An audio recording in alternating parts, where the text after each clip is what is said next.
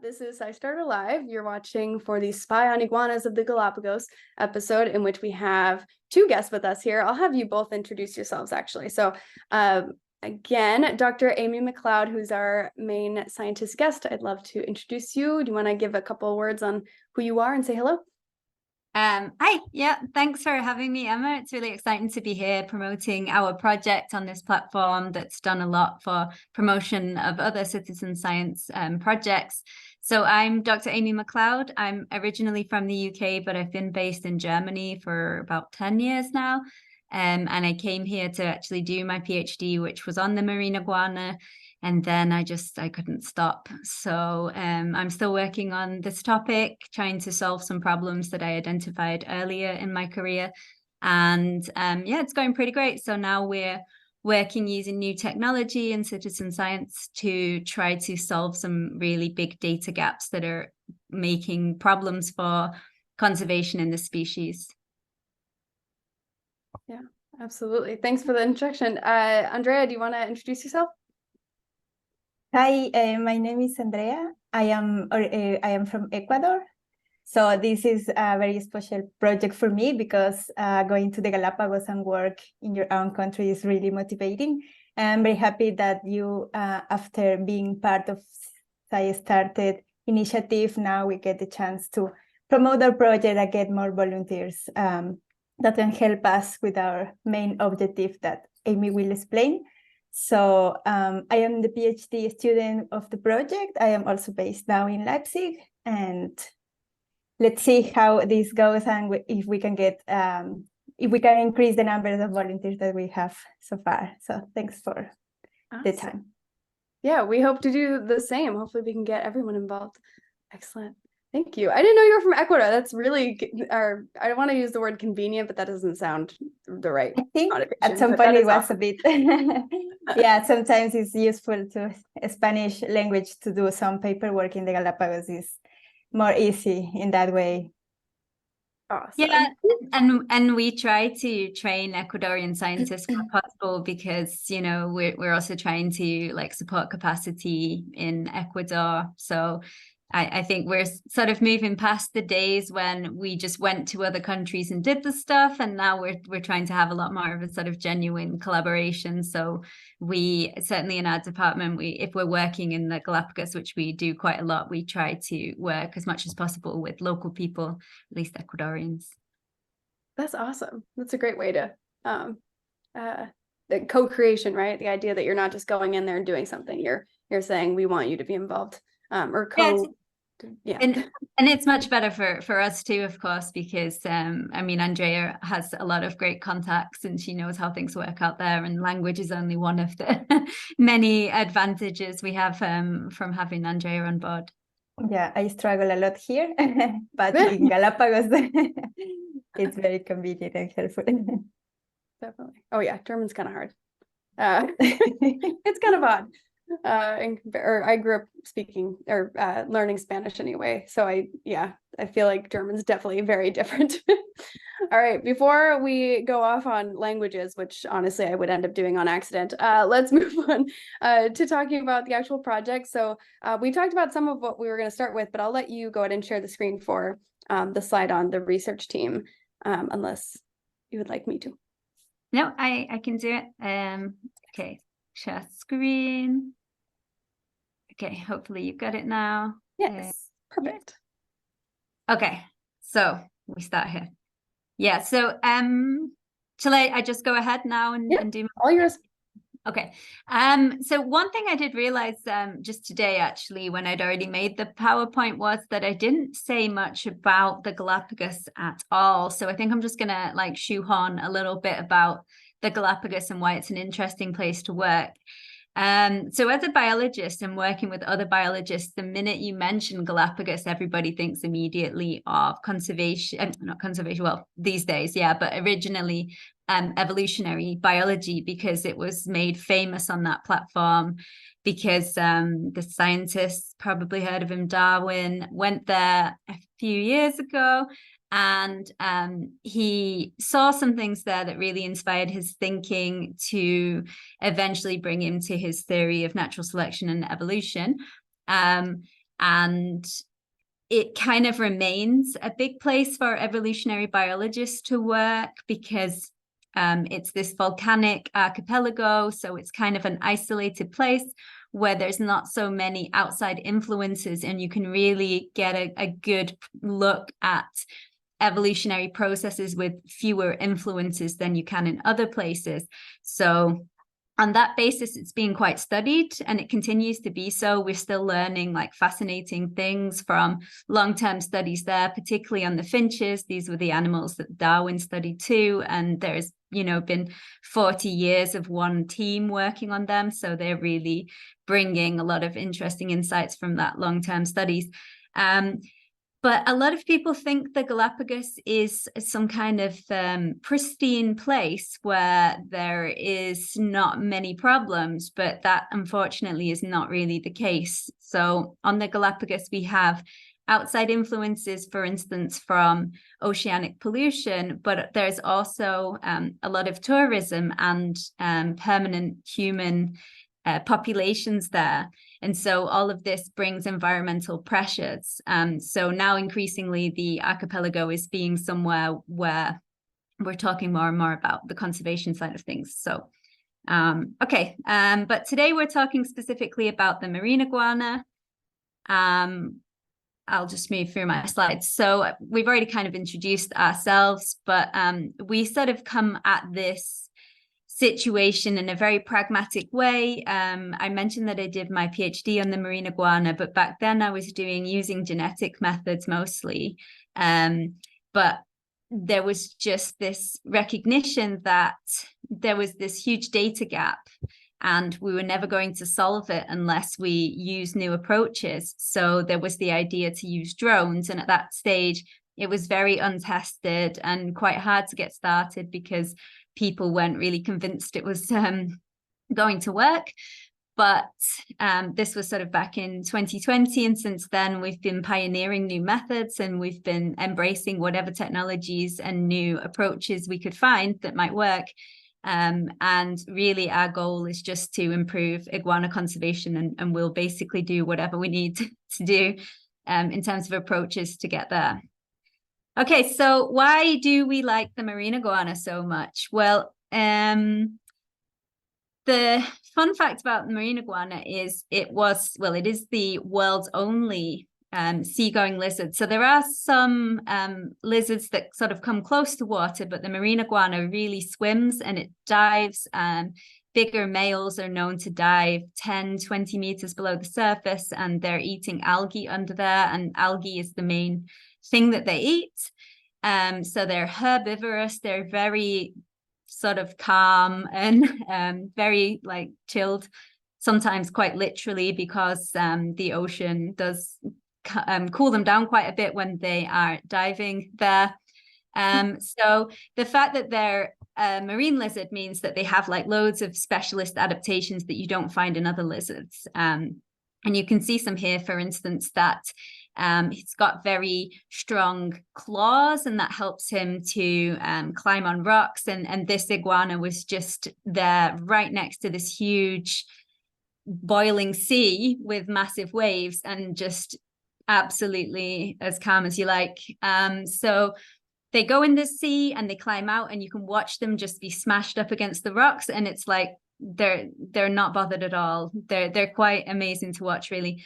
And then they've also got other like physical adaptations, like they've got these salt glands that they can use when they get too much salt in their body, and they sort of sneeze it out. And sometimes it's sort of, they have this like thick crust of salt sitting on their heads. It looks a bit like a wig. But despite their fascinating physiology and nature, Darwin wasn't really into them. I say Darwin hated them. He sort of described them as like hideous beasts, and sluggish and ugly. This was the kind of language that was being used about them.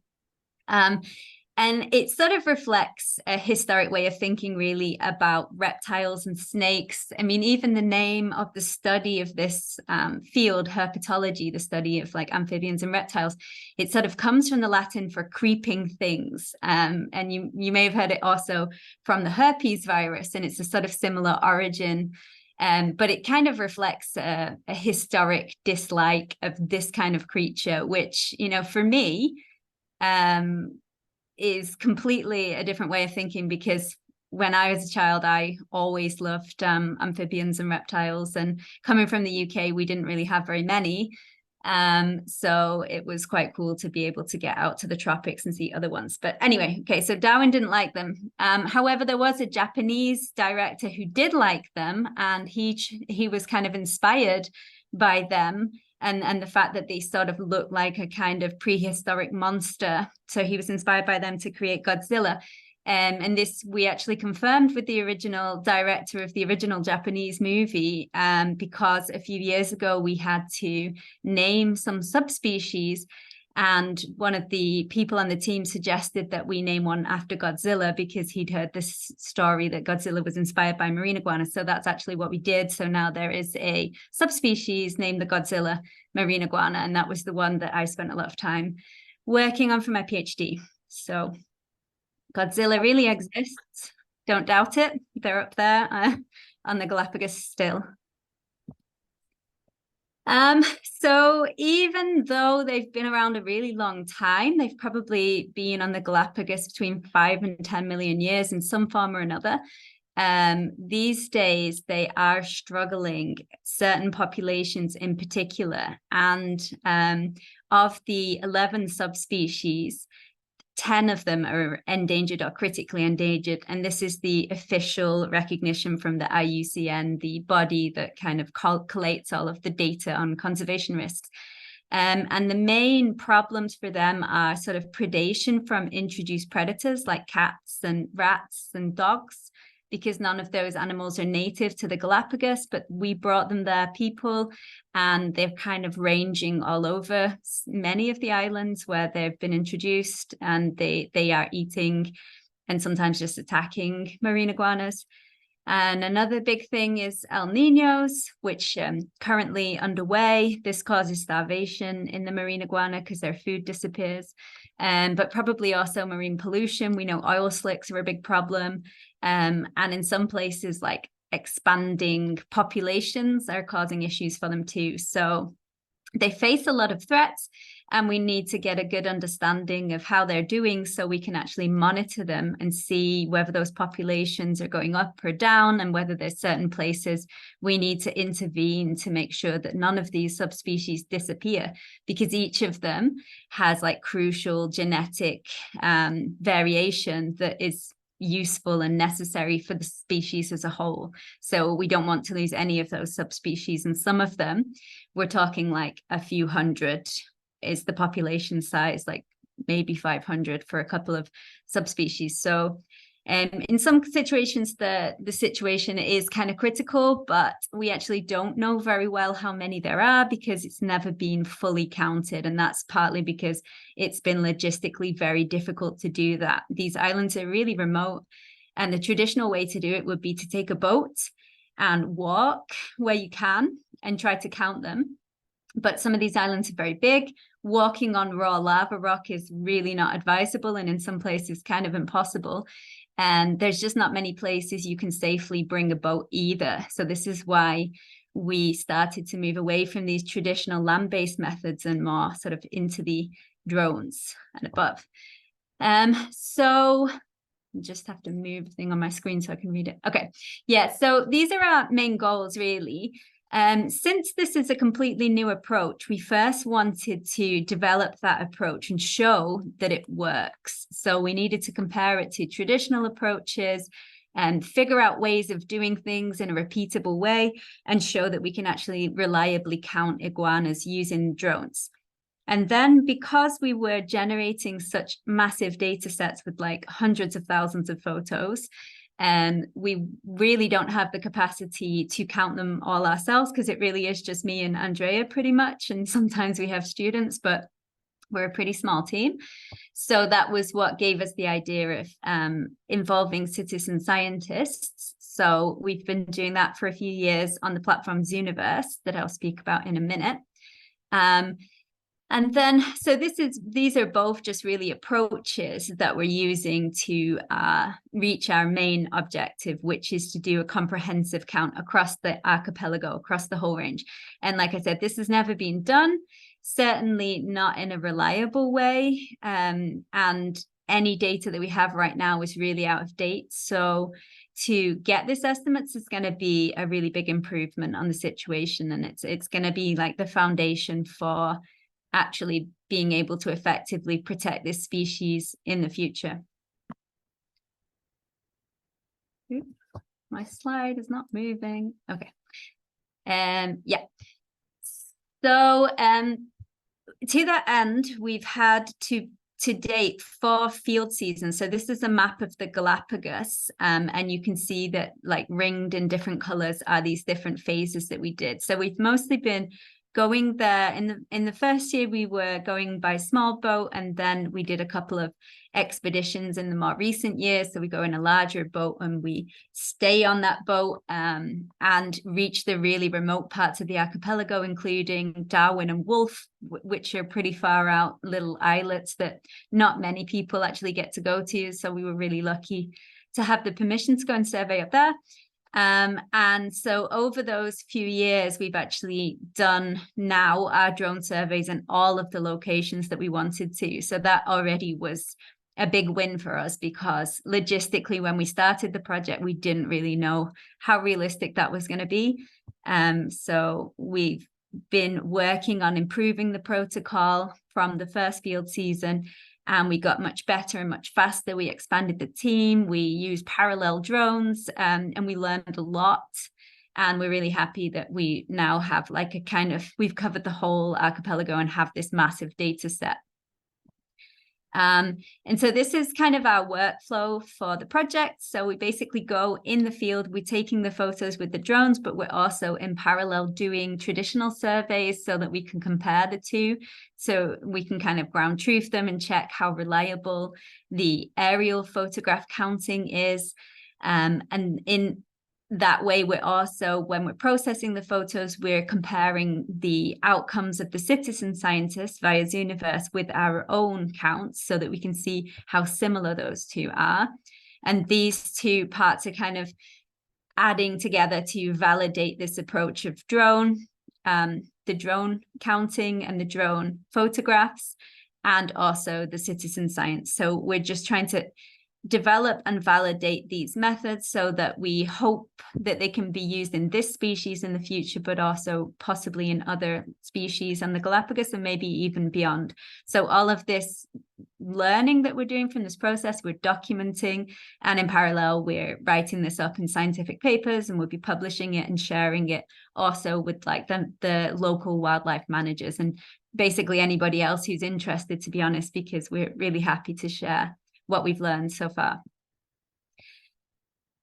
So what might you get if you were willing to help us out? Well, you would get our gratitude, of course, but if that's not enough, it might be nice to know that you're really helping conservation in this remote place of this very unique species.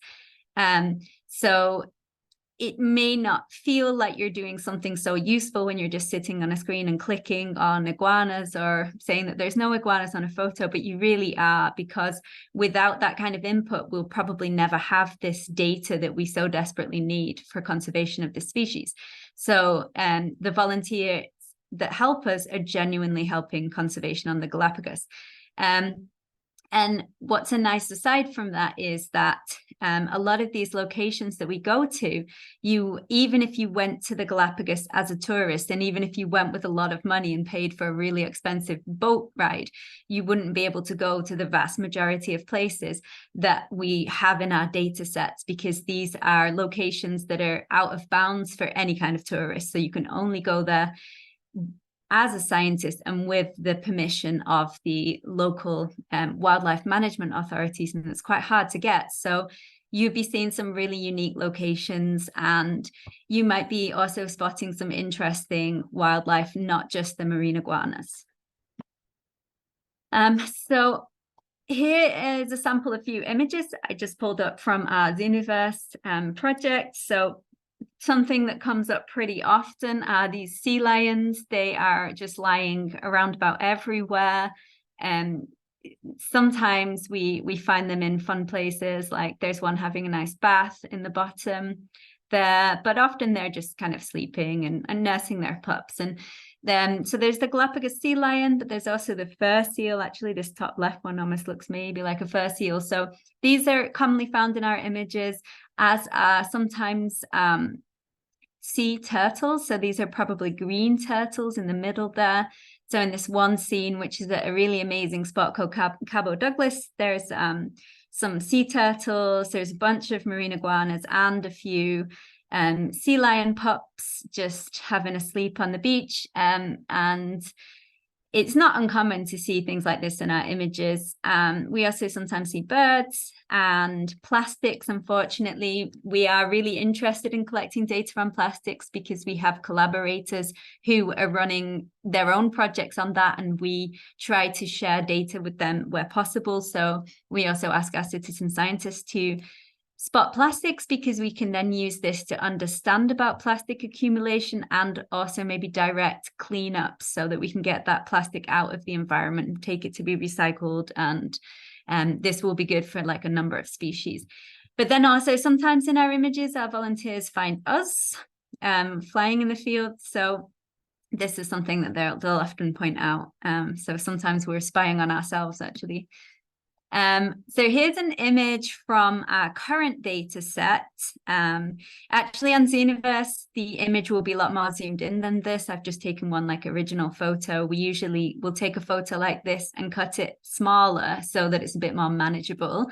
But this is from the island of Fernandina, where fortunately there's a really large number of marine iguanas. Probably, well, it's something we won't know until the end of our study and we've got all our data, but I would guesstimate that about 80% of the entire species is on this one island. So even though it looks like there's just many, many, many marine iguanas, this is kind of an exception, unfortunately. However, it is the current data set that we're working with. So we've put these photographs on Zooniverse, and we're really curious how well volunteers are going to be able to handle these like crazy tessellating patterns of lizards. And on that note, it's worth knowing that each image we show on Zooniverse is shown 20 times to 20 separate people. And we're only like in the end, because so many people try the image, the average count, even if individuals make a few errors, the average count is usually pretty good. So some people get quite anxious about, they feel like they haven't done a good enough job, but all we ask is that people just do their best. And actually we found so far that the best efforts are actually quite good and quite similar to our own counts if we process the data in a particular way. But we've yet to see how it's going to work on these images. And to be honest, we would also struggle on these images. So that's just realistic. But you have to imagine the traditional way of doing this would be going to that place and standing on a rock and trying to count all of those iguanas in person. And they're moving and you go crazy. So even if we don't get perfect counts from photographs, we're only looking for counts that are at least as good as what we would get in the field. So that's kind of important to remember. Okay, so we have our project on Zooniverse. Right now, we're on the 4th phase. So we've done certain islands in different phases. The first one was the kind of pilot. That one was a little bit tricky for the volunteers because we hadn't really perfected our photography yet, and we've actually got much better at that now. So we found that as each phase has gone along, we've improved the workflow, we've improved our data, and we're getting better results. So we hope that this is going to be a good 4th round, also because it's some really exciting locations in there, these remote islands where people cannot go to, and there are actually a lot of wildlife to be found in these ones, which wasn't always the case. Okay, so I think Emma's going to walk you through this slide because it's specific to the SciStarter volunteers. Yes, briefly. So just for everyone's sake to know, if you have a SciStarter account, this is a project that you can receive credit and track your contributions over time. So even through Zooniverse, so it'll connect the dots between the two. It's like a digital handshake to let us know how often you go on Zooniverse to track all that. So it essentially allows you to see how many like volunteer hours you do.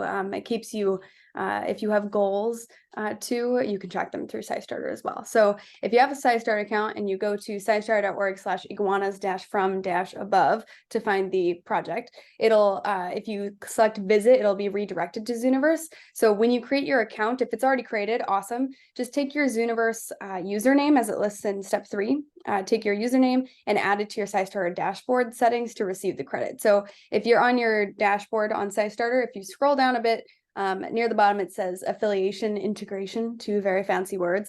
All that asks is for your Zooniverse username and also your iNaturalist username. So you can add both if you'd like, if you're on either of those. And then step number 4, you just return the project. You complete the tutorial, which Dr. MacLeod will talk about in a second, or will show us in a moment, and get classified. So pretty simple process. All you need to know is your username. So if you add that to your SciStarter account, you're all set. It'll track and you'll be able to check how often you contribute. Pretty cool. Thanks. Thanks, Emma. Okay, so now I'm going to try and show you how this works live. And before I go there, I'll just point out this nice picture. This location is a real special one. I don't know if any of you have seen the BBC footage of the marine iguana. It came out a few years ago, and it's this, if you haven't seen it, or even if you have, go and look again. It's, if you Google iguana versus snakes, it's basically like the most thrilling 2-minute wildlife chase you may ever have seen, and it was filmed in this location. So it's one of the few places where there's a lot of those snakes featured in the video, because when I saw that video, I was like, wow, like in all the years I've been doing field work there, I've maybe seen 3. And in this video, there's a lot, and they're apparently all hiding here at Cabo Douglas. So you get to spy on that amazing location that the BBC filmed from. Yeah, and that particular clip has been kind of a meme. I saw Snoop Dogg do quite a fun interpretation of it the other day, so do go check it out. Okay, so let me just move things around. Okay, so before I go to Zooniverse, I'll just show you our website because I might forget later on. So we have a website. It's quite a small website. It's, like I said, we're just 2 people, so we struggle sometimes to do everything, but you can find a little bit about our project. You can find some photographs. You can find a bit about our team. And there's also the link to Zooniverse on there. And there's a contact form in case you want to get in touch. So it's just iguanasfromabove.com. And it's the same name as the project on Zooniverse. Okay, so on Zooniverse, the project again is called Iguanas from Above.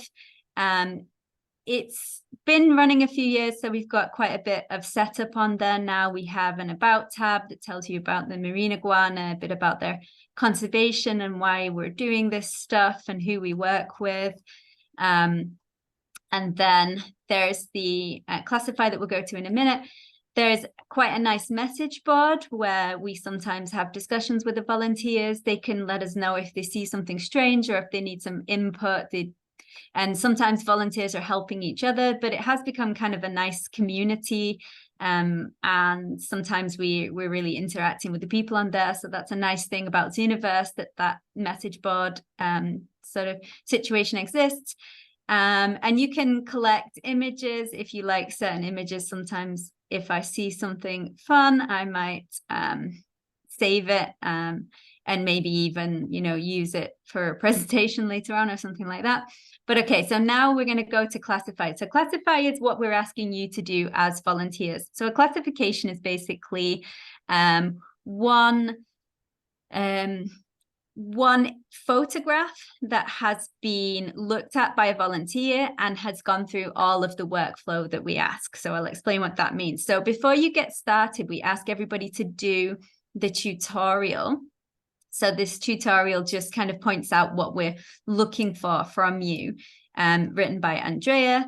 And she sort of explains there how it's done. So we ask volunteers to search in this kind of zigzag pattern because it helps against missing ones, because you may find that you sort of focus on certain areas of the image and miss others. And so this zigzag is really good to do. There's a short video there. I'm not sure if it's gonna, so there's a short video that explains exactly where we want you to mark them. We're now asking people to mark them on the heads because we're also working on getting machine learning involved in counting iguanas. And it's helpful for the machine learning if we are marking the iguanas in quite a consistent way. So that's one of the reasons why we're asking you to specifically mark them on the head, but that's all explained on the tutorial. And then we're interested in the reproductive behavior of the marine iguanas. They do this thing called lekking. It's a little bit like having a harem. So it's basically like having one male that defends a territory and the females are sort of hanging around. And the males in these territories will fight each other. And sometimes you even see that on the photographs. But this is quite interesting. We don't know so much about lekking, so anything we can learn on that is quite useful to us. So this is something we ask volunteers to flag up if they're confident that they've seen it. And that's kind of all explained here. And then this is sort of about what to do when you get, like, sometimes an iguana will look cut off because we slice the images down, and it sort of explains what to do about that. And then this is moving on to the fact that we're asking volunteers to not just mark iguanas, but also other things that they see in the images, specifically other wildlife. So that might be sea lion. We're actually asking them to count crabs. Some volunteers find that a bit annoying because sometimes there are a lot of crabs, but the truth is nobody's doing surveys of these crabs, and who knows what might happen with them in the future. So since we're looking at the photographs anyway and they're visible, we try to collect this data because sometimes we only realize too late when declines have been happening. And, you know, things like crabs don't always get the attention that they may deserve. So we've got birds, some pelicans, some swallowtail gulls. Sometimes we see turtles, and the algae is interesting for us because obviously that's the food of the iguana. So we ask that to be marked up. And then we're interested in understanding the habitat. So sometimes it's good to know about what else is around, including plants. So all of this is useful to us, and that's all the biological stuff. And we also have collaborators working on the plastics, as I mentioned. So there's some information about how to spot plastics and how to mark them. Okay, so once you've gone through that tutorial, you can close it down. You can get started with the task. So basically, you will see a photograph. You can zoom in. You can zoom out, and something I like to do is to invert the image. It doesn't look so great here, but with some images, inverting can actually really make things jump out. So it's always worth having a go, and you can love heart it. You can favorite it if you want to save that to your profile. So basically you do your zigzag, maybe you even zoom in and pan around a little bit, but immediately I am not seeing any iguanas in this photograph. Again, if you do your best and you still aren't perfect with it, that's okay. Our project is robust to that, so don't stress too much. Do try your best, but we can only ask, so much of everybody. So I'm going to say there's no iguanas in this one. And in this case, then it's going to ask if I see anything else. I can flag that up. And if I've not seen anything, I can just say done. If I see done and talk, that takes me to the message board where I can get some further input from others on this particular photograph. And that's basically it. So you're just working your way through the images, and we have a pretty large data set, so we need all the help we can get with this one. It would be wonderful to increase the input a little bit. So if you feel like helping us, we would be very grateful. And if you could spread the word to others, that would be wonderful as well, because basically, as soon as we've got this done, we will be taking the numbers that we calculate from this and updating the IUCN Red List. And this will feed directly into the conservation planning of the local authorities. So it's something really pragmatic. It's not theoretical. This is like literal on the ground conservation that we're working on here. So I think that's it really from me. It's quite intuitive really. And if you've got questions, the message board is very helpful and you just kind of get experience as you go. And sometimes it's a bit tricky, you know, whether you think it's a rock or an iguana, but the truth is it's like that in the field as well. So, you know, you can only do your best, and any kind of population survey has its errors. All we're trying to do is reduce them as much as possible. So yeah, I think that's it from me, Emma, unless you've got specific questions, or if you think I should elaborate on something more. I'm just curious, do you see anything else from your list in the picture? I was trying to figure it out. I mean, other than maybe some plants, but they almost look like fallen over, like branches.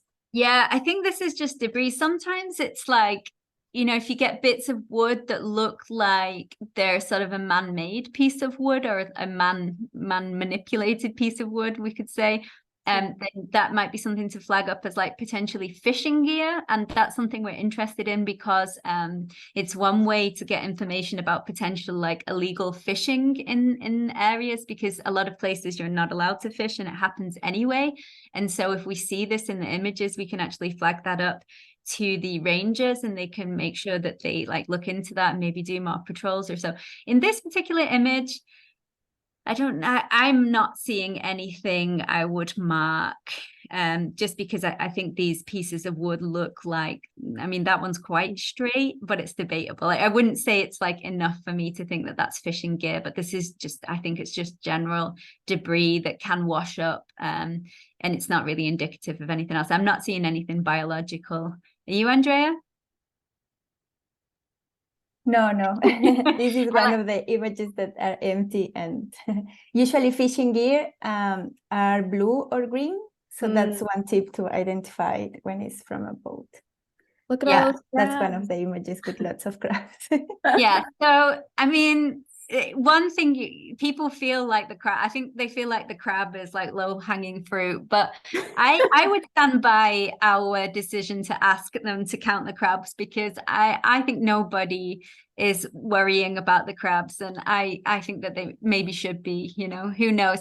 So the thing is as well that because we're collecting these drone images and we archive them, somebody else could go there 5-10 years, collect the same images in the same place, and we might see some remarkable differences. And maybe if they bother to count the crabs, we can really know how are the crabs doing.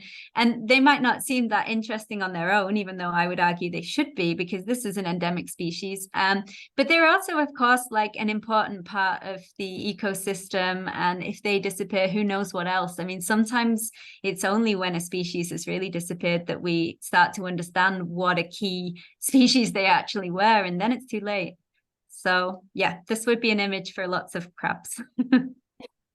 So I know the phases were over the last couple of years and in different locations, it looks like. So are you going to compare to like a 10-year, another set of all the same phase locations, or what's the plan there? Is that if we could, absolutely. But the idea of working with the local authorities we are developing the protocols with them so that they will be able to do this continuing into the future. And then hopefully we'll be able to directly compare the data from now to 10 years from now, 20 years, who knows? I mean, this is the very nice thing about having this kind of image-based data, because like, for instance, I've spoken to scientists who worked in the Galapagos in the 80s, and I asked them about, hey, how was it then? And then they say, okay, I'm going to go and dig out my notebooks and try to make sense of them. And we don't get very far with that. So if I imagine like embracing technology and really having not just the data, but the original visual recordings of what this place looked like, I think that's a really powerful thing that we can have to really understand the pace of change over this time. And of course, with climate change and all kinds of other massive alterations that we're looking at right now, these kind of image-based data, I think they could hold answers to questions we don't even know about right now. You know, who knows? Like there was a scientist who was working on the cactus, and nobody was really counting the cactus. Actually, there's this big opuntia cactus that's quite important for the land iguanas and the tortoises. And basically one day people turned around and realized that there was hardly any left, but nobody had been counting them. So this scientist, he set out on this project where he took old photographs and people's travel snapshots from the last 50 years with the cacti on them. And then he would go to those places and try to take that photograph again and see if the cactus was still there. So this is like, I always think about that, like this kind of image-based data can be super important, and not just for the marine iguana, but maybe also for the sea lions, the crabs, the turtles, the plants, whatever else we're capturing on there. So yeah, we do hope that we're kind of leading into a long-term situation where we're really improving monitoring in a sustainable way, that it's going to keep, we're going to keep having data come in so that we don't end up 30 years from now having no population size estimates again. But we think the drones are a pretty good approach, but actually the big bottleneck is the data analysis, because it doesn't take a lot of effort to go out and fly drones, but to actually count iguanas on the photographs that you collect, that's a lot of work. And so if we can crowdsource help for that, that's a big win for us and for conservation in general. Absolutely. That's a great answer. I want to snapshot that like little section, nod to Roland for cutting it. That's awesome. I was curious, so you're working with the locals, and so conservation efforts, is there any immediate plans for conservation techniques in the near future that you are aware of, or is this or have you gotten that far? I don't know if that's a part of your role either. Yeah, I mean, at the end of the day, it's the local authorities that do the planning for the management. All we can say is like, we've seen, for instance, populations in these places are particularly small, and maybe we can find some historical data that show that they've gone down, for instance, in which case that would make them a higher priority. And that might be persuasive enough to direct some efforts towards, for instance, controlling feral cats in those places, or doing beach cleanups if there's a lot of plastic around. In some places, the efforts might be, for instance, a bit more linked to the populations of people that are there. So we have some populations on the island of Isabella, which is sort of developing at the moment. The towns are getting bigger, which is kind of true for all of the islands. But on Isabella, we've seen that the town is very close to the marine iguana populations, and we're a little bit concerned about encroachment there and how their nesting and breeding habitat might be affected. So we hope that like having this kind of data will give us a concrete basis from which to sort of advocate for protection of particularly important zones. But at the end of the day, our role is really to bring a scientific approach and try to bring as much data as we can and flag up the things that we find important. But we have to work with them to see how they can direct their finite resources in the best way for all of the species. Because of course we have a great love for the marine iguana, but there's a lot of conservation priorities wherever you're working, and you kind of have to fit into a scheme of, which is the most needy and which one can benefit the most from whatever efforts they can offer. Right. Who knows, maybe it'll be the crab that'll somehow also or maybe some kind of focus on the crab will impact the iguanas in some way. Yeah, it can be too. I mean, there's a place where the iguanas weren't really conserved because nobody had flagged up the problem. But actually the marine iguanas were really struggling. There was like tens left at one point. And the local authorities came to do control of the feral cats for the birds in that area because somebody had pointed out that it was a problem for them. And then the marine iguanas also responded quite well, and they've bounced back. I mean, there's not a lot of them now. There's a few hundred in that area. But when I spoke to a scientist who'd worked on them in the 80s, he was amazed they were there at all. You know, like the situation was so dire back then. So even though the efforts were directed at one species, they're often helpful for others. So yeah, it does happen. It's a good reason to be looking out for those other things. Yeah. Good motivation. Yeah. And we're always happy to help other scientists and conservationists, because there's really, you know, finite resources, and we all trying to, you know, sometimes it feels like if you work in conservation, you're kind of like running around putting out fires and doing the best you can. So if we can help each other with data sets, or if we can just easily collect information on sea lions, then we can hand that over to the person whose job it is really to count sea lions, and maybe they get some benefit from it too. And the sea lion conservation is more informed as well. So it's often win-win with these kind of data sets.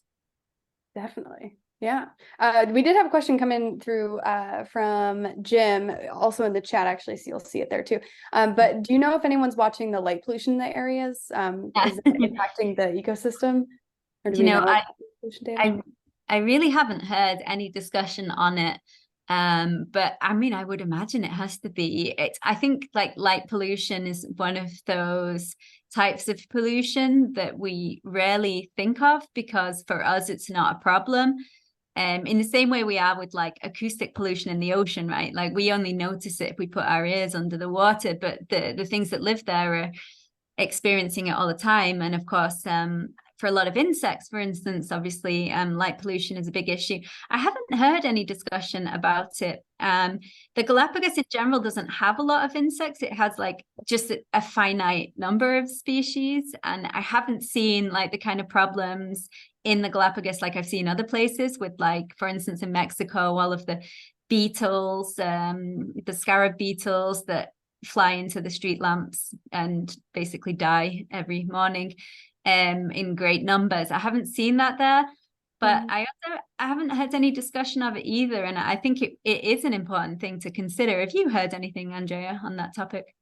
No, not so far. And it will be very interesting because especially, for example, in the island of San Cristobal, there's a lot of light pollution and it's increasing every year. And there is like some small beaches where you have a lot of sea lions there, and also like reproducing. And I don't know, so far I've seen that they remain and be there. I don't know if they are just like kind of adapting, but in any case, I think that's something that will be really important to do, because the population in the Galapagos is increasing very rapidly. And I don't know if those kind of studies are even in the mind of the people. That would be good. Do we know anything about like the behavior of marine iguanas with light? Like, do they use the moon or the stars for any purposes? I don't think they don't migrate, do they?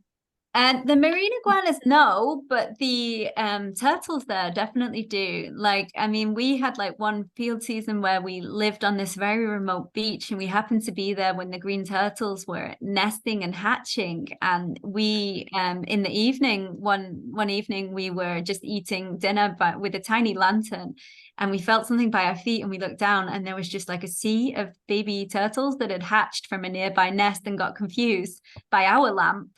And they'd all navigated to our dinner table. So we packed them up and put them in the sea, as that's where they were heading.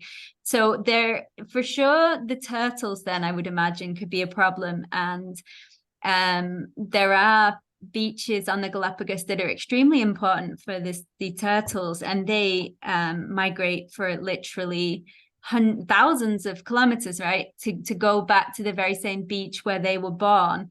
And then they return and find it different. So I could imagine, for the sea turtles more than the iguanas, the light pollution could be a problem. And then maybe for some of the like nocturnal creatures as well.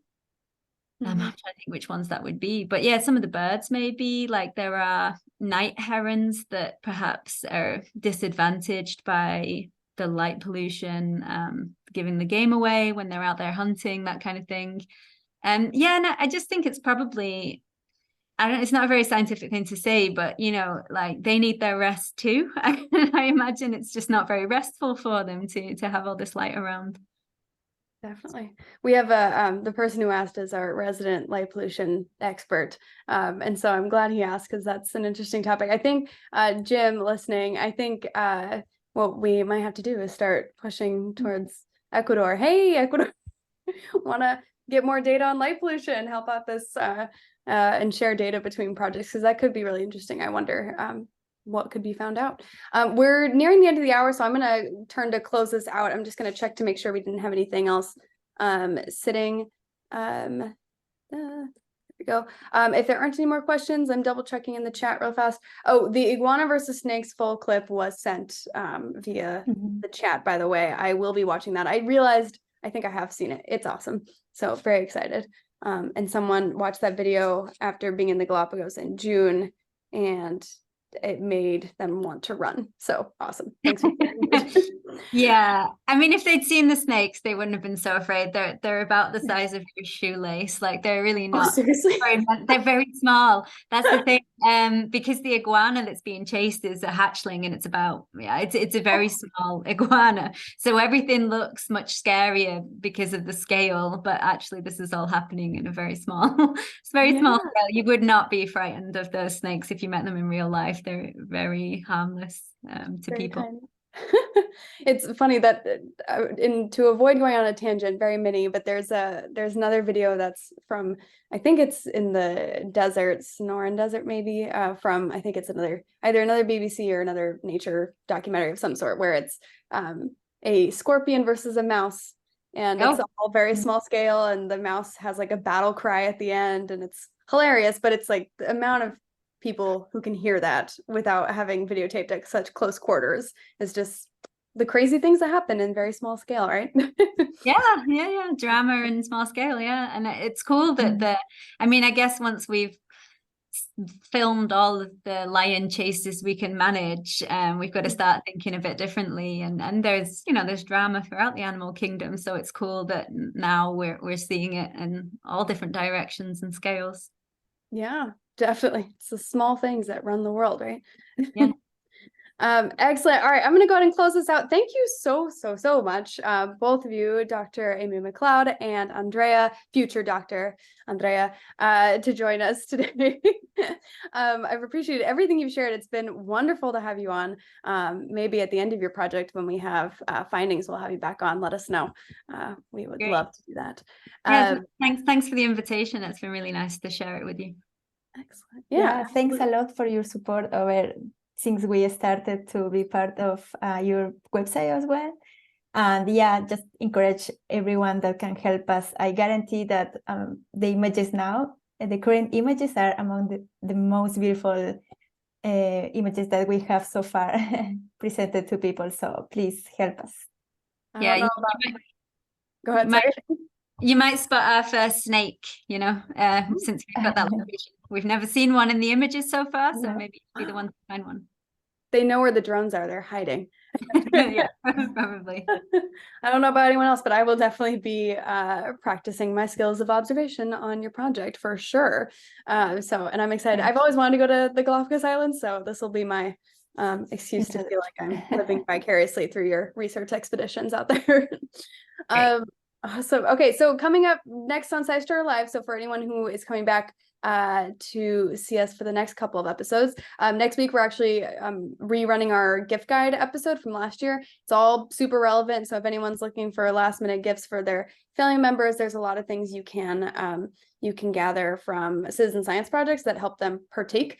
For the example of light pollution, by the way, there is a light quality meter that I personally use for the Globe at Night project, and just to identify light pollution in my area, and it's really helpful, and it's not super duper expensive and a good gift. So I've given my dad a rain gauge before to help monitor for cocoa raws, the different projects. So super fun thing to do if you're a super sciencey oriented group of people. We also will be celebrating top projects at the end of the year, so stay tuned for information on those, and you can get updated on the blog that Roland just posted in the chat. And we are at the hour, so I'm gonna just close out by explaining all the resources we have. If you ever need any assistance, you can always email us at info@scistarter.org, and you can find the trainings, talk to our community, the project leaders, find the next project on the Finder, and listen to our podcast for more information. The resources do not end, and we will continue to build more for you. So thank you all for joining us, and we will go ahead and close out right now. And bye, Facebook, if you're listening to us now.